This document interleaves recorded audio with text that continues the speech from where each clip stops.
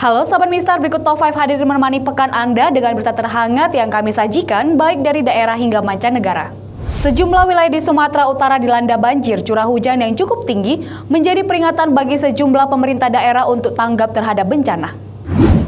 Intensitas curah hujan yang cukup tinggi belakangan ini menyebabkan banjir di sejumlah daerah di Sumatera Utara, seperti di Kota Tebing Tinggi, Serdang Bedagai, dan juga di Kota Medan.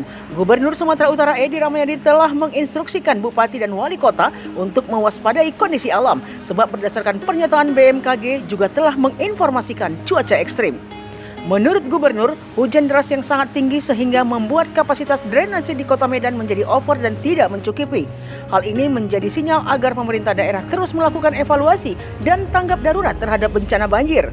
Edi Rahmayadi mengatakan 5 sungai yang melintasi di Kota Medan yang seharusnya pengerjaan dan pembaruan sungai dilakukan sejak 2020 dan 2022 telah selesai. Tetapi di bulan Maret 2020 Indonesia terkena wabah COVID-19 dan semua terdampak termasuk di Sumatera Utara. Di Tebing Tinggi sendiri menurutnya persoalan terdapat di hulu, tepatnya di Simalungun, maka akan masuk ke dataran rendah di Serdang Bedagai. Persoalan ini harus dibicarakan secara teknis oleh Balai Wilayah Sungai yang harus disegerakan. Edi juga mengimbau kepada rakyat Sumatera Utara untuk tetap mewaspadai bencana alam akibat cuaca ekstrim. Pihaknya juga telah menurunkan sejumlah alat berat pada titik-titik kritis. Diharapkan masyarakat yang memiliki rumah di kondisi rawan dalam bencana alam diminta untuk tetap waspada. Pemilihan Kepala Nagori atau Pilpanak di Kabupaten Simalungun terancam tertunda. Pandemi COVID-19 dan keterbatasan anggaran menjadi alasan ditundanya Pilpanak tersebut. Sebanyak 248 masa jabatan Panghulu Nagori atau Kepala Desa di Kabupaten Simalungun, Sumatera Utara berakhir pada Agustus 2022. Namun sinyal untuk melakukan pemilihan Panghulu Nagori atau Pilpanak tahun ini belum juga tampak dan diperkirakan akan dilaksanakan tahun 2023. Akibatnya puluhan Panghulu yang tergabung dalam Keluarga Besar Panghulu se-Simalungun atau KBPS melakukan unjuk rasa ke kantor DPRD dan kantor Bupati Simalungun pada Senin 22 November 2021. Dalam orasinya mereka meminta agar pelaksanaan pemilihan Kepala Nagori tetap dilaksanakan pada tahun 2022 karena mereka tidak melihat alasan dasar pemerintah Kabupaten Simalungun untuk menunda Pilpanak tersebut. Sebagaimana diketahui, sejumlah kabupaten sudah dan akan melaksanakan pemilihan kepala desa seperti Kabupaten Dairi, Deli Serdang, Serdang Bedagai, Labusel, dan lainnya. Asisten 1 Pemkab Simalungun Sari Muda Purba menjelaskan penundaan Pilpanak Simalungun karena pandemi COVID-19 dan persoalan anggaran. Raslan Purba selaku koordinator aksi yang menjabat sebagai Panghulu Nagori Ambarisan mengatakan penundaan Pilpanak karena pandemi COVID-19 sangat tidak relevan mengingat vaksinasi di Simalungun terus berlangsung. Kemudian alasan keterbatasan anggaran juga menurut Raslan tidak relevan karena anggaran untuk Pilpanak sudah disusun dan sudah dimasukkan ke dalam rencana kerja pemerintah daerah tahun 2022. Sementara itu Wakil Ketua DPRD Simalungun Sastra Joyo Sirait yang saat itu menerima kedatangan para Panghulu mengatakan penundaan Pilpanak belum final. Dirinya juga mengaku tidak mengetahui terkait informasi penundaan Pilpanak dan akan melakukan komunikasi dengan fraksi lain untuk memperjuangkan gelaran Pilpanak di tahun 2022. Sastro Joyo juga tidak setuju atas usulan Bupati Simalungun terkait penundaan Pilpanak. Masyarakat Medan tengah bersiap untuk pengalihan LPG ke komputer induksi yang tak lama lagi akan dilakukan. Diketahui PLN sudah menyiapkan program 1 juta kompor induksi untuk Kota Medan.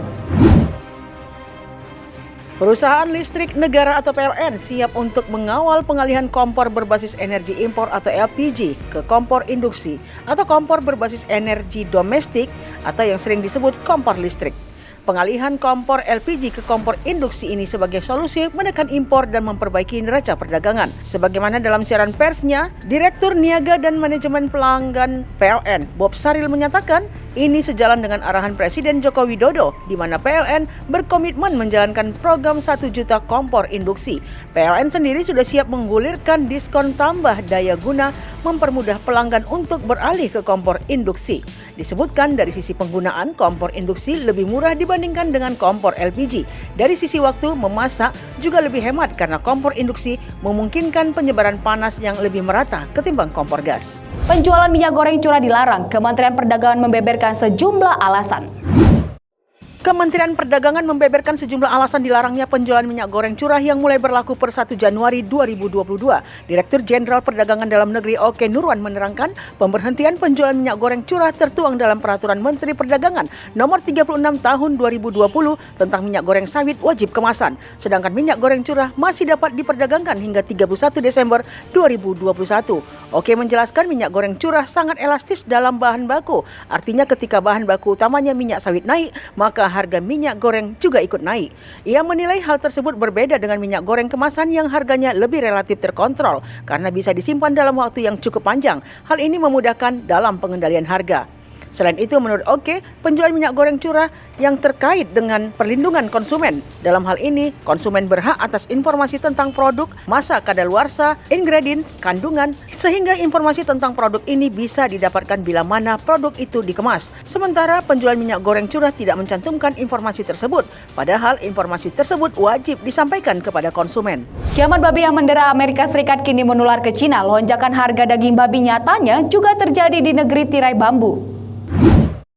Kiamat babi yang dialami Amerika Serikat menular ke Cina. Lonjakan harga daging babi nyatanya juga terjadi di negeri tirai bambu. Harga komoditas pangan itu melonjak sebesar 34,9% secara kumulatif selama 5 minggu terakhir.